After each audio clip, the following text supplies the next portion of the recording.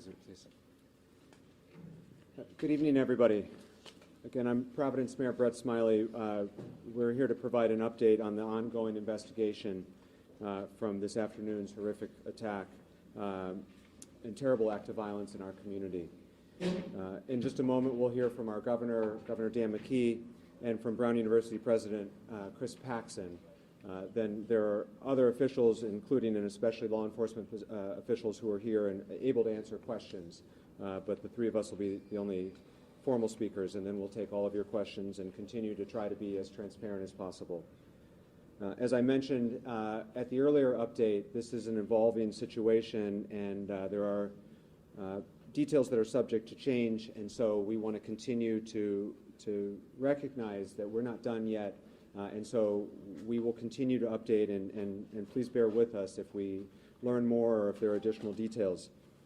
One of the new details that I'm sorry to have to share is that there is one additional victim of today, so now there are 9 injured individuals.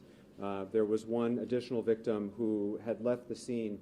It was not a gunshot wound. The individual learned that they had received fragments from the shooting that had occurred near them, and so they have non-life-threatening injuries, but is now the 9th victim who is expected to have a full recovery. Additionally, we want to make sure the community knows the individual responsible is still at large, but importantly, at the conclusion of this press update, we will be releasing a short video showing an image of the suspect. That will be available to all of you when we've finished this briefing.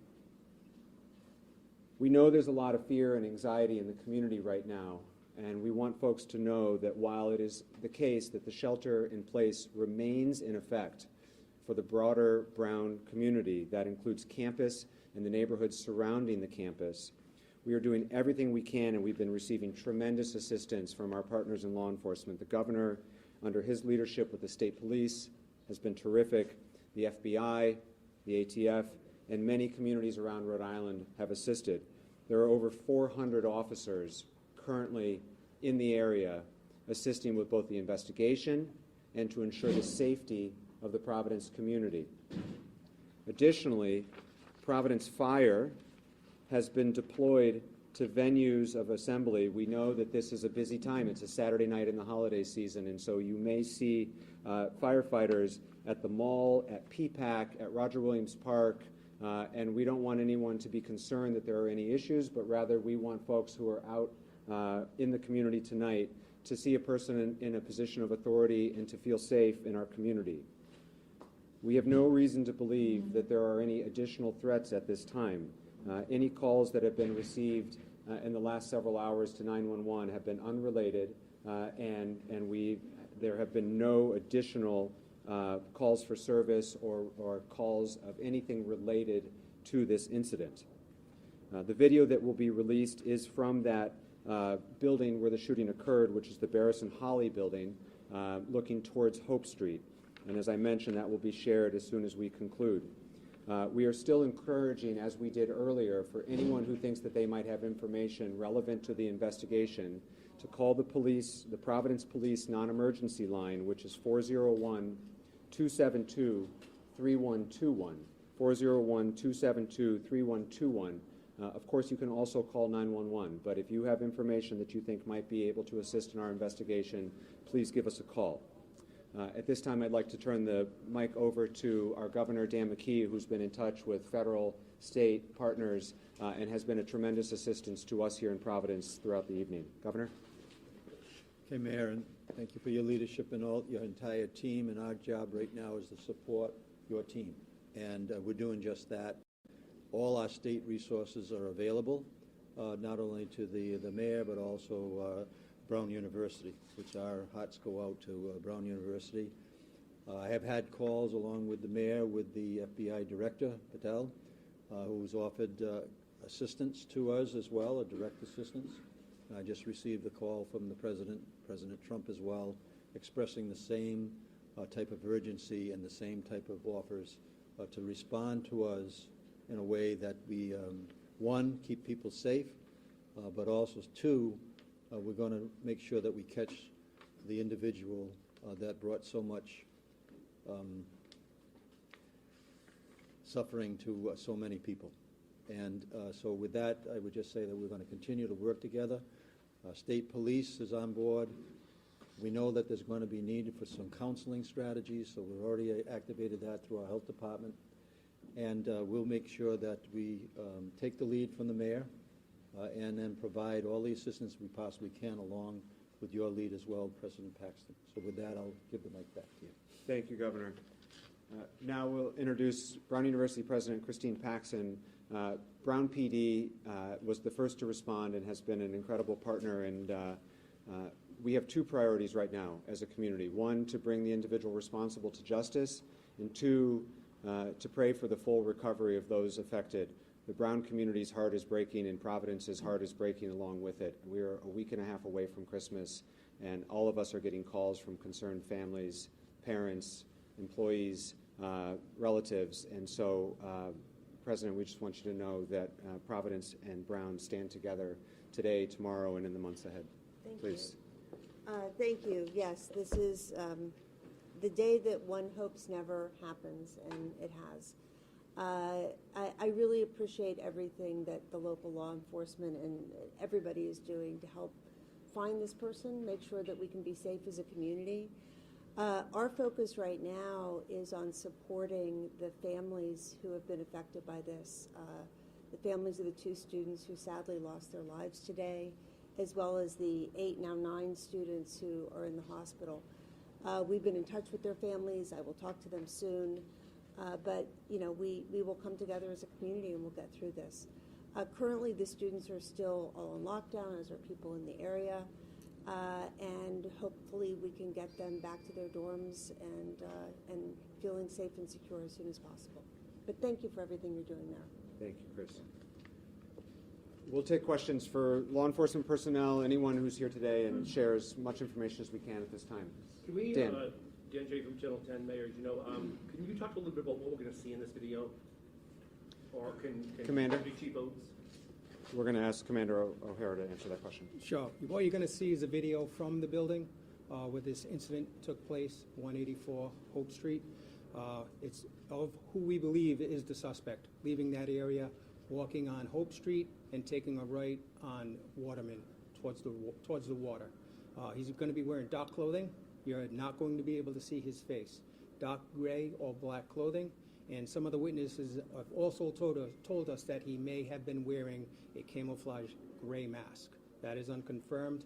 But if anybody should recognize this person in any way, seen him earlier, recognize his gait, obviously we want to know about that as soon as possible. You had said, or somebody had said, and I want to make sure we're correct in reporting this, that he may have walked out of a building. And I'm wondering, how did he get access to the building, and is there video from inside the building? That I don't have the answer if there's video inside that building that depicts him. There is video inside that building. However, I haven't seen him on video inside that building. And he did walk out of the building. So can you explain that to me in all this?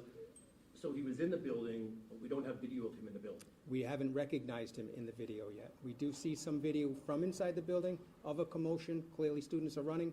However, we don't have from the video that I've seen so far, we don't have the suspect depicted in a video. Is there any reason to believe this is international terrorism, or is this just some disgruntled student? That we don't know yet. A disgruntled student that just came in to shoot up because he was upset about final exams or something like that? We're not sure. Commander, have you been getting tips since the last briefing? Yes, some tips have been coming in, and we have been running them down. We're going to be using the assistance of the FBI to categorize all the tips that come in so that we have it in an orderly format for us to look at. But yes, we've had some tips. None of them have worked out for us yet. Do you think, do you have a better idea than we did just 3 hours ago, since at least now you have a visual image? Yes, a little bit better, but we're still not there yet, John. Has law enforcement Ian. done inside the building? Ian first. Commander, has law enforcement done any building-by-building search of the area, surrounding area? Yes, we have. We've gone through some buildings. We've made sure that students that who barricaded themselves in were safe. We removed them, and they're now in a reunification center. How far has that search gone into the residential area around Brown?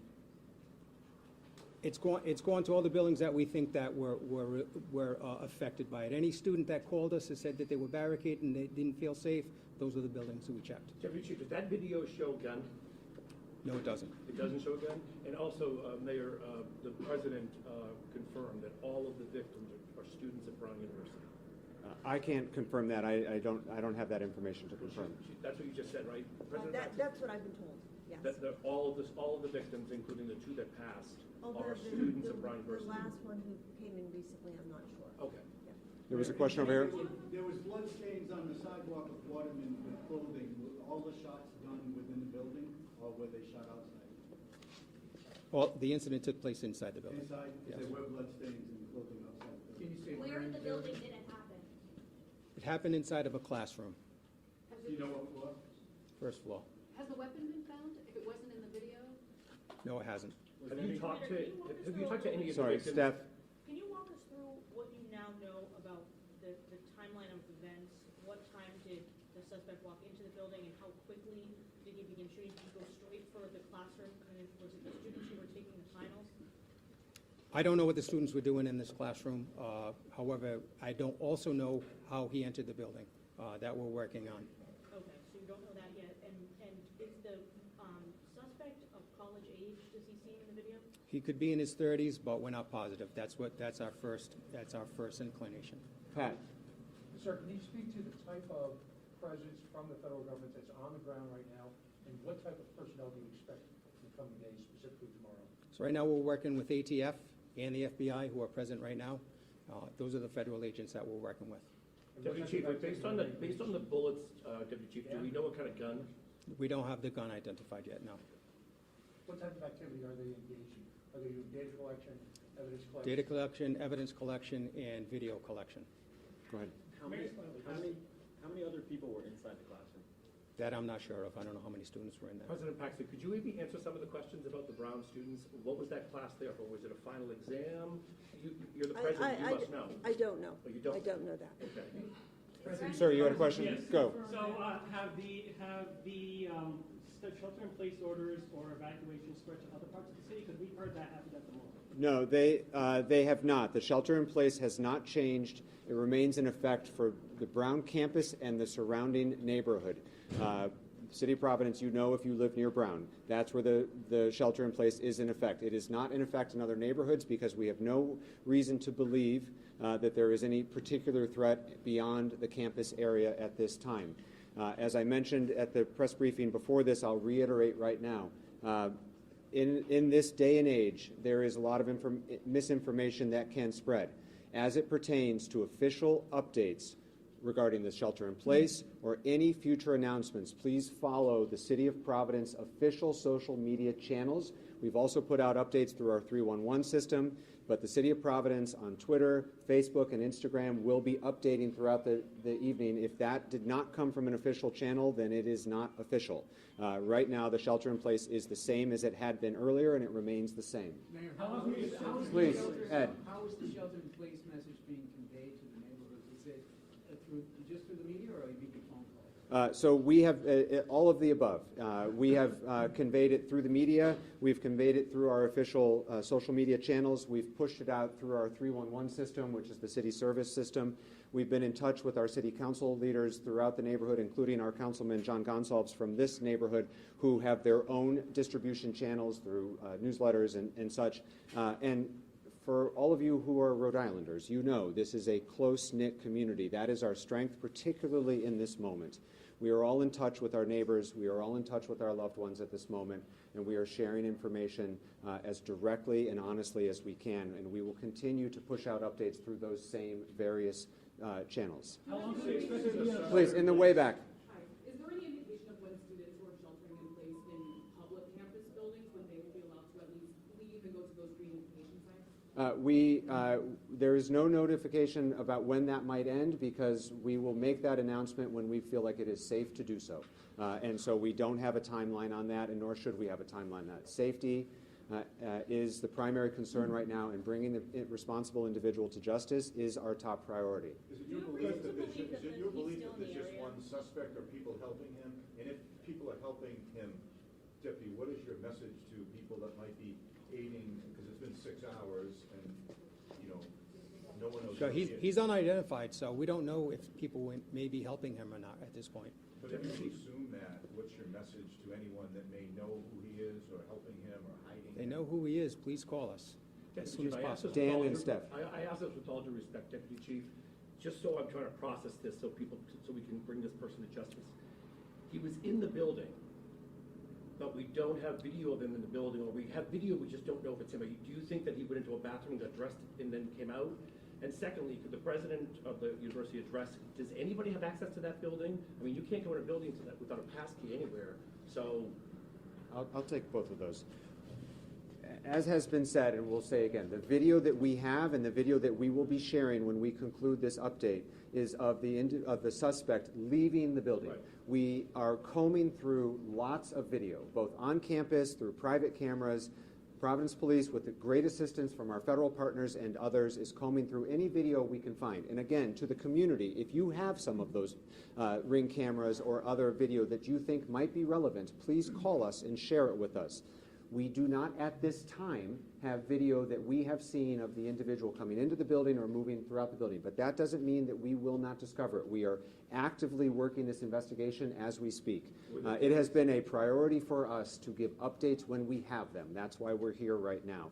When we have more information, we will share it.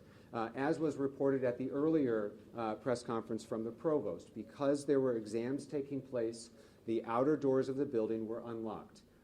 There were sure to be doors inside the building that were locked and that require badge access, but the outer doors were unlocked because it was 4 o'clock while exams were taking place. That was reported earlier. That remains true now. Please, Steph. Do you have any reason to believe that the shooter is still in the area? We don't know. President Paxton, could you talk directly to the students? They've been on lockdown. What about meals? What if someone has a medical emergency? Right. If you could talk directly to the students right now that President, if you could walk behind the stand. that have been in. I mean, I know the students are anxious, and I know they're in very constant communication with loved ones and parents through social media and on their phones. If we hear that students need support, if they have a medical issue or something like that, we will address it. Our major priority right now is for their safety. President Paxton, could you confirm that several of the victims were on the women's lacrosse team? I cannot confirm that. President, how are you doing tonight? You processing all this?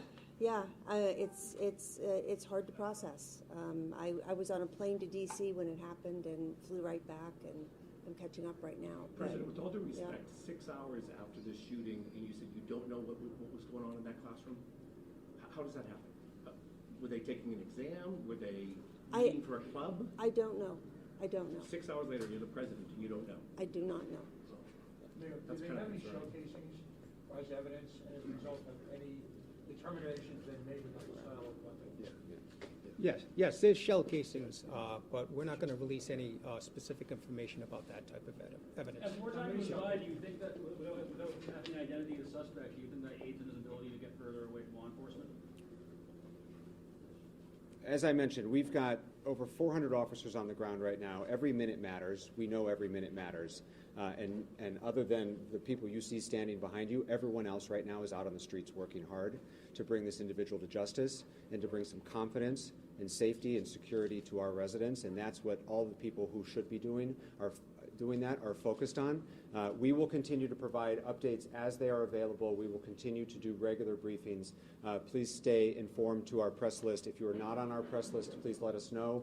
You can find any of the individuals back there who can sign you up for the press list. That's all the updates we have for this time. We will share the video that was referred to several times to that same list. So if you need to be on the email list, you can see Josh here, or a couple other staff people in the back. Thank you. Those are our updates for now. That's all the time we have, and we will be back here when we have more to share. We will continue to do regular updates. Thank you.